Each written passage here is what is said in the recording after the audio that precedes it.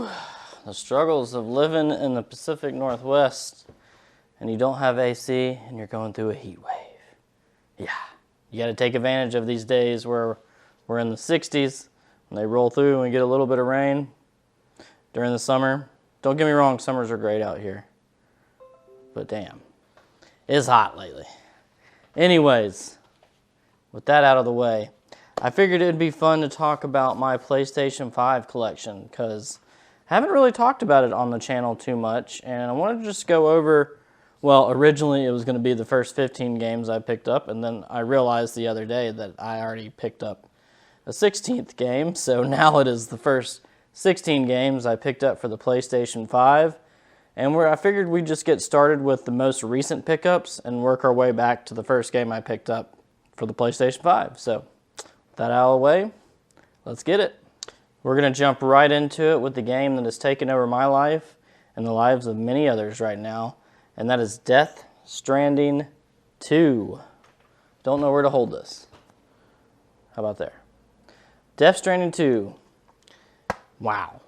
Hideo Kojima is in his bag right now. This game is absolutely incredible. I love the first game. I know it's not for everyone, but everything is better with this game. I don't know, 20-something hours into it probably. Haven't even been progressing the story a lot lately. I've just literally been upgrading my equipment, delivering packages, and just getting absolutely entrenched in this amazing world that Hideo Kojima created for us once again. And we really have to appreciate these experiences because we don't know how many more games we're going to get from him. And you also have to appreciate the fact that there's not a lot of studios that can make this game. No, what other studio can take these type of risks and put those out there without some kind of pushback, you know? But since it's Kojima Productions, you know, he's got final cut, he's got final say. I mean, don't get me wrong, there's people that push back against the project, and that was one of the things you heard about with the development is actually people liked it too much the first time. He let other people in the studio play it, and he's like, I gotta change this up because I need that tension there. I need that pushback a little bit. It shouldn't be for everyone. I want to push the boundaries. But anyways, I'm getting ahead of myself. I have a big video coming for Death Stranding 2, but I want to complete the game first, and we'll get there. But that's their first game we're going to talk about. Next, we have NHL 25. NHL 25, I literally picked up because I became obsessed with the Stanley Cup playoffs. I'm not going to lie. Got into a little bit of a hockey binge there for a little bit and really wanted to play a hockey game. And since it was towards the end of the season, I got it for a great price. I think I maybe paid $15 at the time or something like that. The game did not blow me away. I did have some fun with it, but not the greatest NHL game ever made. I'm actually been playing NHL 19 a little bit more. And NHL 2002. Another classic. Mario Lemieux, Super Mario. Anyways, NHL 25. Moving right along. Final Fantasy 16. I beat this one probably 2 months ago. Combat is super fun. I thought the story was great. It doesn't really feel like a Final Fantasy game in my opinion. But in terms of an action-based RPG, I had a really good time with it.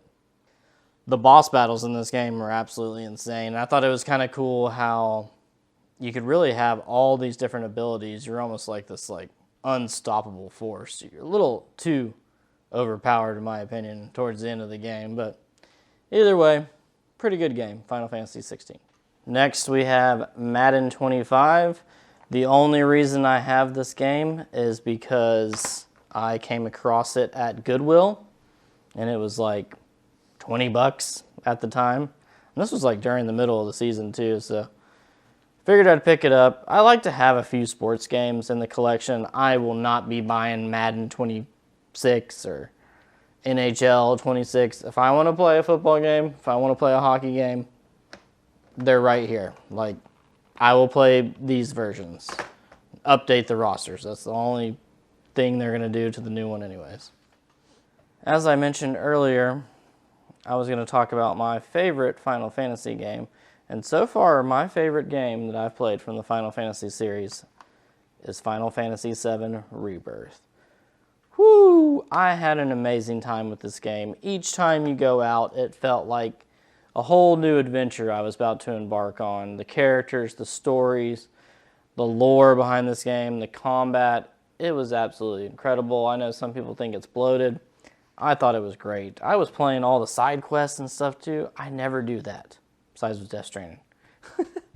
I guess I'm getting more accustomed to it now, but I absolutely adore Final Fantasy Rebirth, and I cannot wait until Part 3 to see how they're going to come to the conclusion of this, because in terms of games from a franchise, Final Fantasy VII is iconic and very nostalgic to my childhood. Elden Ring. Elden Ring, you know, I've heard all the praise, I've heard all the glory and the testimonies of it, and I really haven't given it enough time to give you any kind of feedback from it. I do plan on jumping into Elden Ring probably around December. I think I'm going to end the year playing some Elden Ring, just take my time with it. I'm really looking forward to it. The only Souls game I really got into was Bloodborne. Those are the skills I'm taking into Elden Ring, so we'll see how I do against some of these ridiculous boss fights I've seen. But I am excited to jump into that one. Man, I am cooking in front of these lights. I got fried at the beach for 4th of July too. My forehead, I'm sure you can tell, and the top of my feet because I passed out and I didn't put sunscreen on my feet. But anyways, we're not talking about my sunscreen. We're talking about games for the PlayStation 5. And the next one we're going to talk about is Outer Wilds. Another classic that I really haven't given it a chance. I probably played like an hour of it. And another title I have on the radar for this year. On the calendar, we will be playing it. I just wasn't in the mindset to play it. And I think when you're not feeling something, it's okay to put it down and come back and try again in a different time, and that's what we're going to do with Outer Wilds. Silent Hill 2, the remake. One of my favorite survival horror games of all time. If you didn't check out my video on Silent Hill 2, make sure you go check that one out. I have a video on the original game and the remake.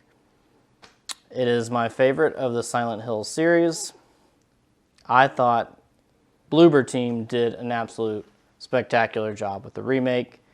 I didn't think that they could make it creepier and more intense than the original, but damn, did they. And they succeeded with flying colors. Just the atmosphere and even the gameplay became fun. You know, Silent Hill 2 is not known for its gameplay, or Silent Hill in general. Basically just hitting everything with a pipe for most of the game and not really worrying about ammo and this and that. But anyways, the combat definitely was taken up a notch in this one, and damn, dude, the prison, and I can't wait to go back and play it sometime. But not anytime soon, because we need a break from that. Next game we're going to talk about is one of the weirdest games I've ever played in my life, and I haven't beat it, and I need to go back and finish it, and that's Indica. If you know anything about this game, it's pretty much impossible to describe. I don't know if it's a horror game or a comedy, or, you know, it is it is so bizarre. And then it has these like weird little mini games you play that are like 2D, like puzzle solving type games, and then you're playing as this nun that's going through these different visions, and she's hearing the devil, and I don't know. It's just wild. It is just as strange as, well, no, it's way stranger than I thought it could be. Next we have Control, the Ultimate Edition. I played about 4 or 5 hours of Control, and I really enjoyed it. I thought the combat was really fun. The story was really trippy. Remedy, I'm a huge fan of them with Alan Wake. I think they do a great job with storytelling. And I was enjoying it. As Dusk Falls.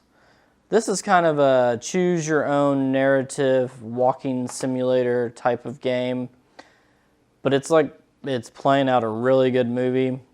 It weaves down and combines multiple different stories, and it's really interesting. It's a fun play.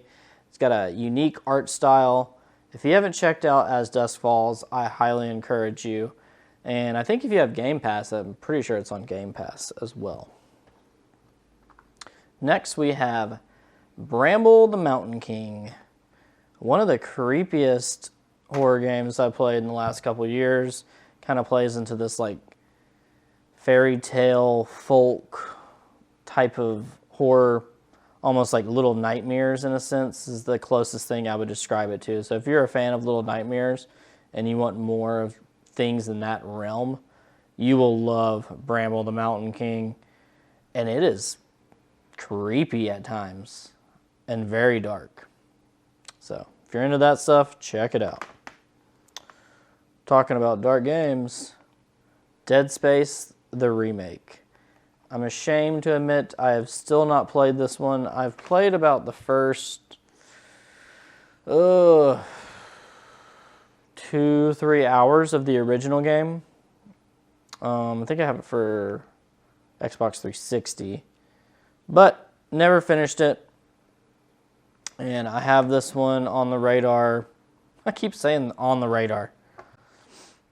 I had Dead Space on the calendar to play, I think in October this year. So that's going to be my Halloween game, I believe.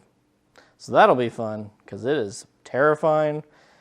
And I can't wait to see what they did with the remake because I'm pretty sure like Isaac can talk now and it's a little more fleshed out and still terrifying. That's the original, but even more so now. Tormented Souls. Tormented Souls is basically like a modern version of kind of like a mix between Resident Evil and Silent Hill. In a sense, third-person survival horror. And you're going around. It's third-person survival horror. I only played like an hour of it, so I don't know too much about it. And I don't remember why I stopped playing it too. I think I had just bought my PlayStation 5. It was one of the first games I bought, and I don't know. I think I just got more interested in something else at the time, so I need to go back and play that one before the second one comes out. Next we have one of my favorite games of all time, and that is A Plague Tale Requiem. I love the Plague Tale series. The first game I thought was fantastic, and the second game is even better. The acting, the storytelling in this game is top tier. Like one of the best stories I've ever heard in gaming. I actually did a video on it, and it was one of my worst videos. No one watched it. But I was excited to write the script. But I spent way too much time on that. But anyways, if you haven't played any of the Plague Tale series, definitely give them a try. You can pick up the first one pretty cheap. I think they're on, might be on PC too. I'm not sure. Not too sure about that one. I think Requiem might be only on PlayStation 5. I don't know. Find it, play it by any means necessary. It's that good. And last but not least, the first game I ever picked up for PlayStation 5 outside of Spider-Man 2 that was included with it was Star Wars Jedi Survivor. Another one I have not played yet, sadly.